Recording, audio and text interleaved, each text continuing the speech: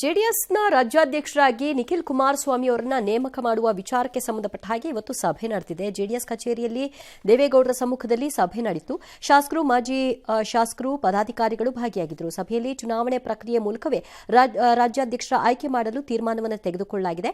ತಾಲೂಕು, ಜಿಲ್ಲಾಧ್ಯಕ್ಷರ ಚುನಾವಣೆ ನಂತರ ಮಾರ್ಚ್ನಲ್ಲಿ ರಾಜ್ಯಾಧ್ಯಕ್ಷರ ಚುನಾವಣೆ ನಡೆಸಲು ನಿರ್ಧರಿಸಿದ್ದು, ಚುನಾವಣೆ ಉಸ್ತುವಾರಿಯಾಗಿ ಪರಿಷತ್ ಸದಸ್ಯ ತಿಪ್ಪೇಸ್ವಾಮಿ ನೇಮಕ ಮಾಡಲಾಗಿದೆ. ಇದೇ ವೇಳೆ ಮಾತನಾಡಿದ ಎಚ್.ಡಿ. ಕುಮಾರಸ್ವಾಮಿ ಕಾಂಗ್ರೆಸ್ನ ಡಿನ್ನರ್ ಪಾಲಿಟಿಕ್ಸ್ ವಿಚಾರವಾಗಿ ವಾಗ್ದಾಳಿ ನಡೆಸಿದರು. ನಾವು ಡಿನ್ನರ್ ಪಾರ್ಟಿ ಎವರಿಡೇ ಮಾಡ್ಕೊಳ್ಳಿ, ಬೆಳಗ್ಗೆ ಸಾಯಂಕಾಲ ಎಲ್ಲ ಮಾಡ್ಕೊಳ್ಳಿ, ನಂದೇನು ಅಬ್ಜೆಕ್ಷನ್ ಇಲ್ಲ. ಆದ್ರೆ ಮೊದಲು ರಾಜ್ಯದಲ್ಲಿ ನಮ್ಮ ರೈತರಿಗೆ ಸರ್ಕಾರ ನೀವೇನ್ ಮಾಡ್ಬೇಕಲ್ಲ, ಮೊದಲು ಅದು ಮಾಡ್ರಪ್ಪ. ಏನ್ ಗ್ರೇಟ್ ಸಿದ್ದರಾಮಯ್ಯನವರು ದೇಶದಲ್ಲಿ ಯಾರು ಮಾಡಿಲ್ವಂತೆ, ಇಂಥ ಮುಖ್ಯಮಂತ್ರಿ ಇಲ್ವಂತೆ. ಪಾಪ ಏನ್ ಮಾಡಿರೋದು.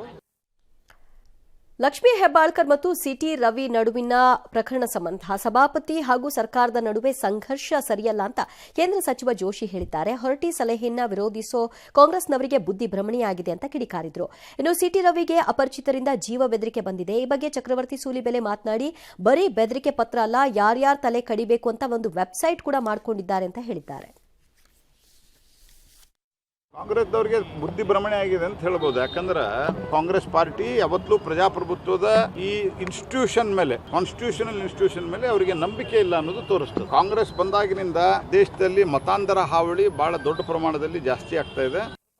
ಇದು ಬರೀ ಬೆದರಿಕೆ ಪತ್ರ ಅಂತಲ್ಲ, ಇತ್ತೀಚೆಗೆ ನೀವು ವೆಬ್ಸೈಟ್ ಗಳನ್ನೇ ಮಾಡಿಟ್ಕೊಂಡಿದ್ದಾರೆ. ಯಾರ್ಯಾರನ್ನ ತಲೆ ಕಡಿಬೇಕು ಅಂತ ವೆಬ್ಸೈಟ್ ಮಾಡಿಟ್ಕೊಂಡಿದ್ದಾರೆ. ಕೆಲವು ಪ್ರಮುಖ ರಾಜಕೀಯ ನಾಯಕರುಗಳ ಹೆಸರುಗಳು, ಫೋಟೋಗಳು ಅದರಲ್ಲಿ ಹಾಕಿ ಇವರು ತಲೆ ಕಡಿಬೇಕು ಅಂತ ಒಂದು ಆಲೋಚನೆ ಮಾಡ್ತಾ ಇದ್ದಾರೆ. ಈ ತರದ ಮನಸ್ಥಿತಿ ಇದೆಯಲ್ಲ, ಇತ್ತೀಚೆಗೆ ಜಾಸ್ತಿ ಆಗ್ತಿದೆ. ನಾನು ಮಾಧ್ಯಮದಲ್ಲಿ ನೋಡಿದೆ, ಬಂದಿದೆ ಅಂತ ಹೇಳಿ. ಅದನ್ನ ಗಂಭೀರವಾಗಿ ನಾವು ತಗೊಳ್ತೇವೆ. ಒಂದು ವೇಳೆ ಆ ರೀತಿ ಪತ್ರ ಬಂದಿದ್ರೆ ಅದನ್ನು ಕೂಡ ಪರಿಶೀಲನೆ ಮಾಡಿ, ಈಗಾಗಲೇ ಏನೋ ಬೆದರಿಕೆ ಪತ್ರ ಏನೋ ಲಕ್ಷ್ಮೀ ಹೆಬ್ಬಾಳ್ಕರ್ ಬರೆದಿದ್ದಾರಂತ. ಸುಮ್ಮನೆ ಇದನ್ನ ಕತೆ ಹೇಳ್ಕೊಂಡು ಯಾರೋ ಬೆಂಬಲಿಗರು ಬರೆದಿದ್ದಾರೆ, ಅದು ಮಾಡಿದ್ದಾರೆ ಅಂತೇಳಿ ಎಲ್ಲವೂ ಇವರೇ ಸೃಷ್ಟಿ ಮಾಡ್ಕೊಳ್ಳುವಂಥದ್ದು. ಇವರೇ ಸೃಷ್ಟಿ ಮಾಡಿರ್ತಾರೆ ಅದನ್ನು. ರವಿಯವರು ರೇಣುಕಾಸ್ವಾಮಿ ಕೊಲೆ ಪ್ರಕರಣದ ಆರೋಪಿ ನಟ ದರ್ಶನ್ಗೆ ಮತ್ತೊಂದು ನೋಟಿಸ್ ಅನ್ನ ಕೊಡಲಾಗಿದೆ. ಪ್ರಕರಣದಲ್ಲಿ ಈಗಾಗಲೇ ಬೇಲ್ ಪಡೆದು ಹೊರಗಿರುವ ದರ್ಶನ್ ಸಾಕ್ಷಿಗಳ ಮೇಲೆ ಪ್ರಭಾವ ಬೀರಬಹುದು ಅನ್ನೋ ಕಾರಣಕ್ಕೆ ನೋಟಿಸ್ ಕೊಡಲಾಗಿದೆ. ನಟ ದರ್ಶನ್ ಬಳಿ ಪಿಸ್ತೂಲ್ನ ಪರವಾನಗಿ ಪಡೆದಿದ್ದಾರೆ. ಹೀಗಾಗಿ ದರ್ಶನ್ಗೆ ಡಿಸಿಪಿ ಪದ್ಮಿನಿ ಸಾಹು ನೋಟಿಸ್ ಕೊಟ್ಟಿದ್ದಾರೆ. ನೀವು ಕೊಲೆ ಪ್ರಕರಣ ಆರೋಪಿಯಾಗಿದ್ದೀರಿ, ಹೀಗಾಗಿ ಸಾಕ್ಷಿಗಳನ್ನು ಬೆದರಿಸುವ, ಪ್ರಭಾವ ಬೀರುವ ಸಾಧ್ಯತೆ ಇದೆ. ಈ ಬಗ್ಗೆ ಅನುಮಾನ ಇರೋದ್ರಿಂದ ನಿಮ್ಮ ಲೈಸೆನ್ಸ್ ರದ್ದು ಮಾಡಬೇಕು ಅಂತ ನೋಟಿಸ್ನಲ್ಲಿ ತಿಳಿಸಿದ್ದಾರೆ. ನೋಟಿಸ್ಗೆ ಉತ್ತರಿಸಲು 1 ವಾರಗಳ ಅವಕಾಶವನ್ನು ಕೊಟ್ಟಿದ್ದಾರೆ. ಉತ್ತರ ಪ್ರದೇಶದ ಪ್ರಯಾಗ್ರಾಜ್ನಲ್ಲಿ ಮಹಾಕುಂಭಮೇಳದ ವೈಭವ ಮನೆ ಮಾಡಿದೆ. ನಾಳೆಯಿಂದ ಫೆಬ್ರವರಿ 26ರವರೆಗೆ 40 ದಿನಗಳ ಕಾಲ ಈ ಮಹಾಕುಂಭಮೇಳ ನಡೆಯಲಿದೆ. ಗಂಗಾ, ಯಮುನಾ, ಸರಸ್ವತಿ ನದಿಗಳ ತ್ರಿವೇಣಿ ಸಂಗಮವಾಗಿರುವ ಪ್ರಯಾಗ್ರಾಜ್ನಲ್ಲಿ ನಾಳೆ ಪುಷ್ಯ ಹುಣ್ಣಿಮೆಯ ಪ್ರಯುಕ್ತ ಲಕ್ಷಾಂತರ ಭಕ್ತರು ಮಿಂದೇಳಲಿದ್ದಾರೆ. ಇನ್ನು 45 ನಿಮಿಷಗಳ ಲೇಸರ್ ಶೋವನ್ನು ಸಿಎಂ ಆದಿತ್ಯನಾಥ್ ಉದ್ಘಾಟನೆ ಮಾಡಿದರು. ಆಪಲ್ ಕಂಪನಿಯ ಸಹ ಸಂಸ್ಥಾಪಕ ಸ್ಟೀವ್ ಜಾಬ್ಸ್ ಪತ್ನಿ ಲಾರೆನ್ಸ್ ಪೋವೆಲ್ ಜಾಬ್ಸ್ ಕೂಡ ಪ್ರಯಾಗ್ರಾಜ್ಗೆ ಬಂದಿದ್ದಾರೆ. ಹೆಲ್ಮೆಟ್ ಹಾಕಿಲ್ಲ ಅಂದ್ರೆ ಪೆಟ್ರೋಲ್ ಇಲ್ಲ, ಹೀಗಂತ ಯುಪಿ ಸರ್ಕಾರ ಯೋಗಿ ಆದಿತ್ಯನಾಥ್ ಆದೇಶವನ್ನು ಹೊರಡಿಸಿದ್ದಾರೆ. ರಸ್ತೆ ಅಪಘಾತ ಕಡಿಮೆ ಮಾಡುವ ಉದ್ದೇಶದಿಂದ ಈ ರೀತಿಯ ನಿರ್ಧಾರಕ್ಕೆ ಬಂದಿದ್ದಾರೆ. ಈ ಬೈಕ್ ಸವಾರರು ಮಾತ್ರ ಅಲ್ಲ, ಹಿಂಬದಿ ಸವಾರರು ಕೂಡ ಹೆಲ್ಮೆಟ್ ಅನ್ನು ಧರಿಸಿರಬೇಕು. ಇಲ್ಲದಿದ್ರೆ ಪೆಟ್ರೋಲ್ ಹಾಕಬೇಡಿ ಅಂತ ಉತ್ತರ ಪ್ರದೇಶದ ಎಲ್ಲಾ ಪೆಟ್ರೋಲ್ ಬಂಕ್ಗಳಿಗೆ ಸಾರಿಗೆ ಇಲಾಖೆ ಪತ್ರವನ್ನು ಬರೆದಿದೆ. ಅಲ್ಲದೆ 75 ಡಿಸಿಗಳಿಗೆ ಈ ಬಗ್ಗೆ ನಿಗಾ ವಹಿಸುವಂತೆ ಆದೇಶ ಮಾಡಲಾಗಿದೆ. ಬೆಂಗಳೂರಿನ ಬನಶಂಕರಿಯ ಸುತ್ತಮುತ್ತ ಚಿರತೆ ಪ್ರತ್ಯಕ್ಷವಾಗಿದ್ದು ಆತಂಕಕ್ಕೆ ಕಾರಣವಾಗಿದೆ. ತುರಹಳ್ಳಿ ಅರಣ್ಯ ಪಕ್ಕದ ಬನಶಂಕರಿ 6ನೇ ಹಂತದ ಫಸ್ಟ್ ಬ್ಲಾಕ್ನಲ್ಲಿ ಚಿರತೆಯ ಓಡಾಟದ ದೃಶ್ಯ ಸಿಸಿಟಿವಿಯಲ್ಲಿ ಸೆರೆಯಾಗಿದೆ. 3 ತಿಂಗಳಿನಿಂದ 10ಕ್ಕೂ ಹೆಚ್ಚು ಬೀದಿ ನಾಯಿ, ಕುರಿ, ಮೇಕೆ ಕಣ್ಮರೆಯಾಗಿದೆ.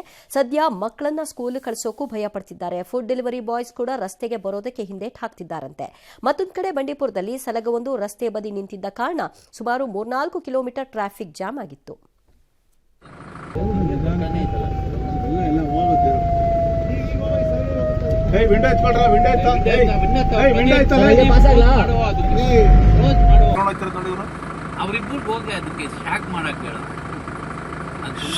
ಅಮಿತಾಬ್ ಬಚ್ಚನ್ ನಡೆಸಿಕೊಡೋ ಕೌನ್ ಬನೇಗಾ ಕರೋಡ್ಪತಿ ಕಾರ್ಯಕ್ರಮದಲ್ಲಿ ರಾಜ್ಯದ ಬಾಗಲಕೋಟೆಯ ಯುವಕನ ಅದೃಷ್ಟ ಕುಲಾಯಿಸಿದೆ. ರಬಕವಿ ಬನಹಟ್ಟಿ ತಾಲೂಕಿನ ಮಹಾಲಿಂಗಪುರ ಪಟ್ಟಣದ ಯುವಕ ರಂಜಾನ್ ಮಲ್ಲಿಕ್ ಸಾಬ್ ಅಭಿರಾಜಾದೆ 50 ಲಕ್ಷ ಗೆದ್ದಿದ್ದಾನೆ.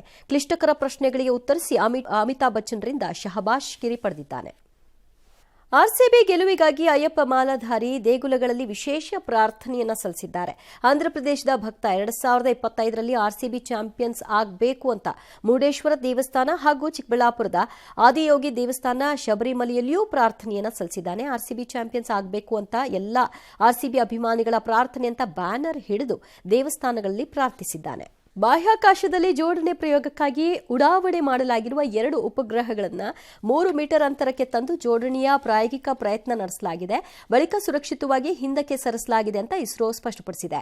ಮತ್ತಷ್ಟು ದತ್ತಾಂಶಗಳನ್ನು ವಿಶ್ಲೇಷಿಸಿದ ನಂತರ ಡಾಕಿಂಗ್ ಪ್ರಕ್ರಿಯೆ ಮಾಡಲಾಗುತ್ತೆ ಅಂತ ಬಾಹ್ಯಾಕಾಶ ಸಂಸ್ಥೆ ಹೇಳಿದೆ. ಮೊದಲು 15 ಮೀಟರ್ನವರೆಗೆ, ಬಳಿಕ 3 ಮೀಟರ್ಗಳವರೆಗೆ ತಲುಪುವ ಪ್ರಾಯೋಗಿಕ ಪ್ರಯತ್ನವನ್ನು ಮಾಡಲಾಗಿದೆ. ಬಳಿಕ ಬಾಹ್ಯಾಕಾಶ ನೌಕೆಗಳನ್ನು ಸುರಕ್ಷಿತ ದೂರದಲ್ಲಿ ಹಿಂದಕ್ಕೆ ಸರಿಸಲಾಗಿದೆ ಅಂತ ಇಸ್ರೋ ಟ್ವೀಟ್ ಮೂಲಕ ಸ್ಪಷ್ಟಪಡಿಸಿದೆ. ಡಿಸೆಂಬರ್ 30ರಂದು PSLV-60 ರಾಕೆಟ್ 2 ಉಪಗ್ರಹಗಳನ್ನು ಬಾಹ್ಯಾಕಾಶಕ್ಕೆ ಹೊತ್ತೊಯ್ದು ಕಕ್ಷೆ ಸೇರಿಸಿತ್ತು.